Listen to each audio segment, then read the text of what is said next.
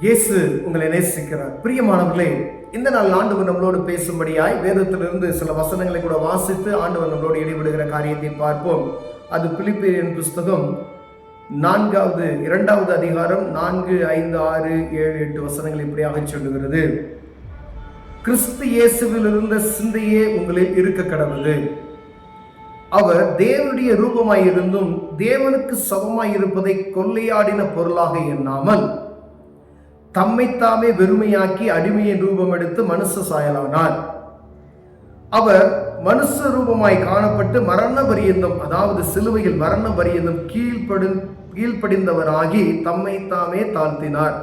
ஆதலால் தேவன் எல்லாவற்றிற்கு மேலாக அவரை உயர்த்தி இயேசுவின் நாமத்தினால் வானோர் பூதோலத்தோர் பூமியின் கீழானுடைய முழங்கால்கள் யாவும் முடங்கும்படிக்கும் பிதாவாகிய தேவனுக்கு மகிமையாக இயேசு கிறிஸ்து கர்த்தர் என்ற நாவுகள் யாவும் அறிக்கை பண்ணும்படிக்கும் எல்லா நாமத்திற்கு மேலான நாமத்தை அவருக்கு தந்தருளினார். பிரியமானவர்களே, நாம் தனிப்பட்ட ஒவ்வொருவருடைய மனிதனுடைய வாழ்க்கையில எப்படி நடக்க வேண்டும் என்பதை இதில் எழுதப்பட்டிருக்கிறது.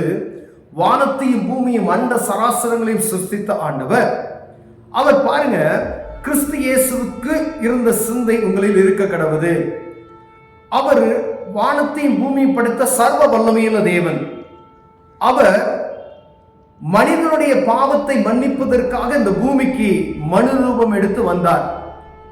அவர் தேவனுடைய ரூபமாய் இருந்தும் பாருங்க, தேவனுடைய ரூபமாய் இருந்தும் தேவனுக்கு சமமாய் இருப்பதை கொள்ளையாடின பொருளாய் எண்ணாமல், அவர் தேவனுக்கு சமமாய் இருப்பதை கொள்ளையாடின பொருளாய் எண்ணாமல் அடிமையின் ரூபம் எடுத்து தம்மைத்தாமே வெறுத்து வெறுமையாக்கி அடிமையின் ரூபம் எடுத்து மனுஷ சாயலானார். அவர் மேன்மையை விட்டுட்டு அண்ட சராசரங்களை சிருஷ்டித்த கர்த்தர் அவர் பாருங்க இறங்கி மனிதனுடைய பாவத்தை மன்னிப்பதற்கு வேறு ஒரு காரியம் ஒன்றும் இல்லை. நான் கடந்து சென்றால் மாத்திரமே இந்த மனுக்குலத்தினுடைய பாவத்தை மன்னிக்கப்படும் என்பதை அறிந்து தான் மேன்மையை விட்டு கீழே இறங்கி மனுஷ ரூபம் எடுத்து வருகிற ஒரு காரியத்தை எழுதப்பட்டிருக்கிறது. பிரியமானவர்களே, அவர் ரூபம் எடுத்து மனுஷ சாயலானார்.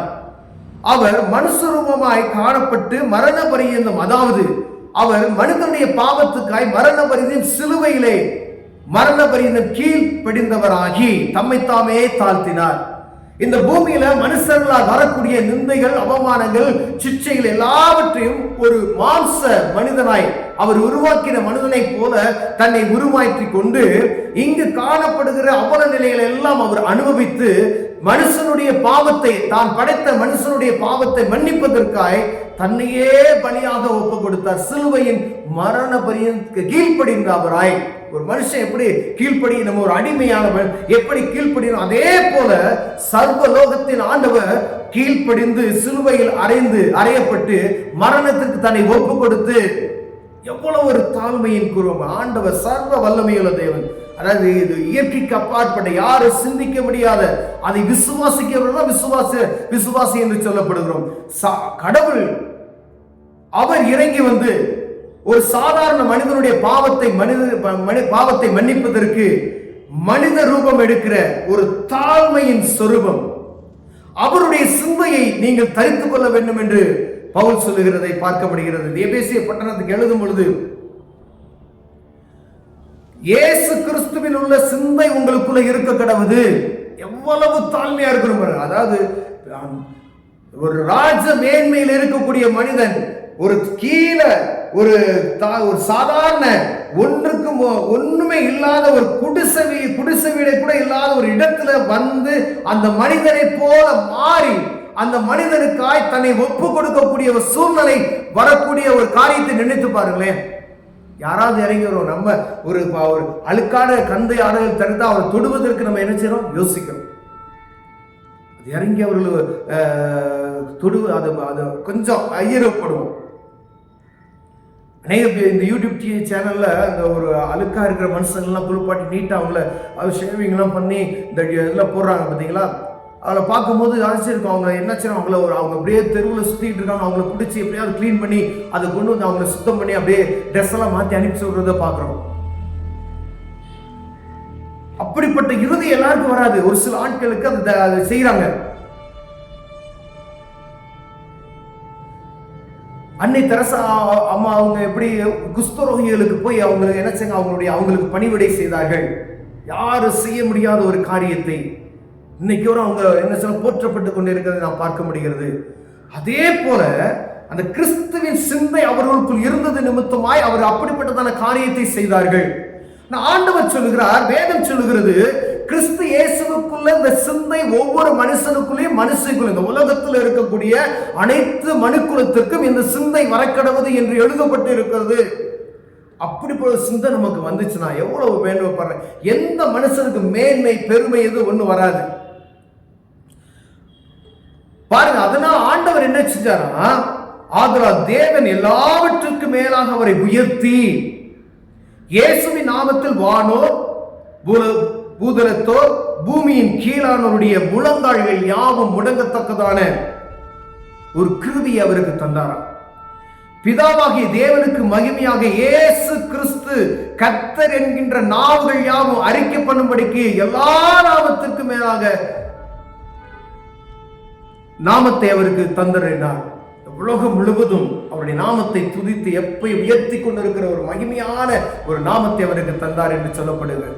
ஆண்டவர் இதன் மூலமா இவங்களுக்கு கொடுக்கக்கூடிய வார்த்தை என்ன அப்படின்னு சொன்னா, ஒரு மனிதன் எவ்வளவு தன்னை தாழ்த்தி செயல்படும் அது கிறிஸ்து இயேசுக்குள்ள சிந்தை எனக்குள்ளும் உங்களுக்கும் இருக்குமே. நான் அநேக நேரங்கள்ல நாம் பெருமை நம்மை தலை தூக்கி விடுகிறது. கொஞ்சம் கையில பணம் ஏறிடுச்சு அப்படின்னா ஒரு பெருமை, கொஞ்சம் அழகா இருந்துட்டா அதுக்கு ஒரு பெருமை, நல்லா படிச்சுட்டா ஒரு பெருமை, ஒரு அதிகாரத்துல இருந்தா ஒரு பெருமை. ஆனா கிறிஸ்து இயேசுவின் சிந்தை உங்களுக்குள் வருமாயினால் இதெல்லாம் குப்பை. எனக்காக, என்னுடைய பாவத்துக்காய், இந்த உலக மக்களுடைய பாவத்துக்காய் வானத்தையும் பூமியும் படைத்த அண்ட சராசரங்களை சிருஷ்டித்த வந்தவர் பூமிக்கு மனிதனாய் இறங்கி வந்து நம்முடைய பாவத்துக்காய் சிலுவையை தன்னையே பலியாக ஒப்பு கொடுத்தாரே. அந்த சிந்தை எனக்குள்ளும் உங்களுக்கும் இருக்குமையனா நாம் ஒரு நாள் மேன்மை பாராட்டப்பதிக்கு நம்மை கிறிஸ்துவின் சிந்தைக்குள் நம்மை அப்படியே அர்ப்பணித்து விடுவோமா. ஏனால் கர்த்தர் நம்மை உயர்த்துவதற்கு வல்லமையுள்ளவராக இருக்கிறார். பிரியமான உங்களை எவ்வளவு கிளவு இந்த கிறிஸ்துவின் சிந்தைக்குள்ள நீங்கள் தாழ்த்தி அர்ப்பணிக்கிறீங்களோ அந்த அளவுக்கு ஆண்டவர் உங்களை உயர்த்த வல்லமையுள்ளவராக.